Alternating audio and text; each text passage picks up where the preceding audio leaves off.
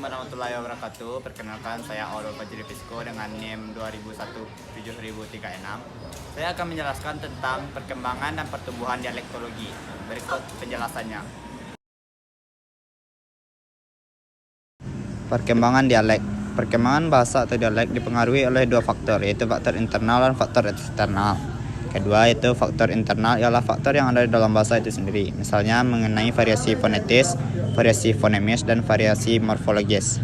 Ketiga, faktor eksternal adalah faktor yang ada di luar sistem bahasa, meliputi waktu, tempat, sosial, budaya, situasi, dan sarana yang digunakan.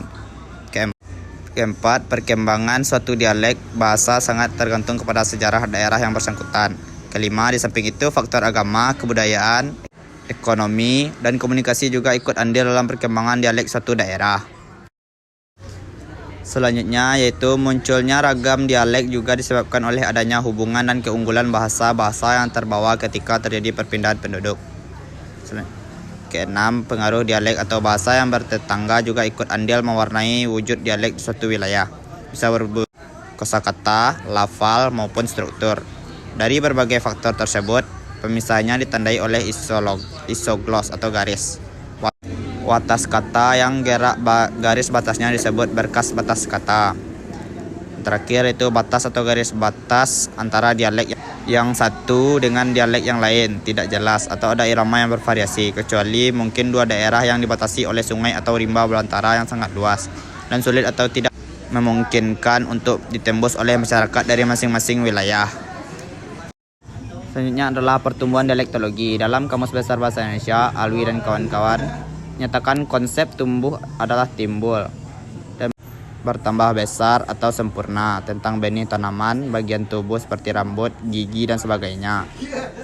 Pertumbuhan bermakna hal tumbuh, perkembangan, kemajuan. Pertumbuhan dialek adalah timbul atau munculnya suatu dialek dan bertambah besar atau sempurna yang mengarah kepada kemajuan. Pertumbuhan suatu dialek disebabkan oleh faktor non-kebahasaan dan kebahasaan. Faktor non-kebahasaan seperti keadaan alam, antara lain daerah yang terpencil, mempengaruhi ruang gerak penduduk setempat untuk dapat berkomunikasi dengan dunia luar, sehingga mobilitasnya cenderung rendah. Selain keadaan alam, batas alam seperti batas politik, ekonomi, dan cara hidup tercermin dalam dialek yang bersangkutan. Faktor kebahasaan yang menyebabkan pertumbuhan suatu dialek adalah peranan dialek atau bahasa yang bertetangga. Dalam proses terjadinya dialek atau bahasa yang bertetangga ini sangat menentukannya karena masuknya anasir kosakata, struktur, dan cara pengucapan atau pelafalan.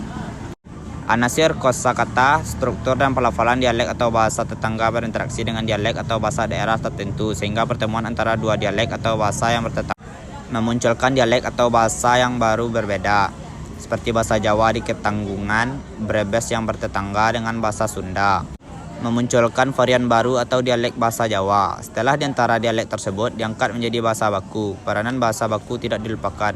Pada gilirannya, bahasa baku juga terpengaruh oleh dialek atau bahasa daerah pakainya maupun dari dialek atau bahasa tetangganya.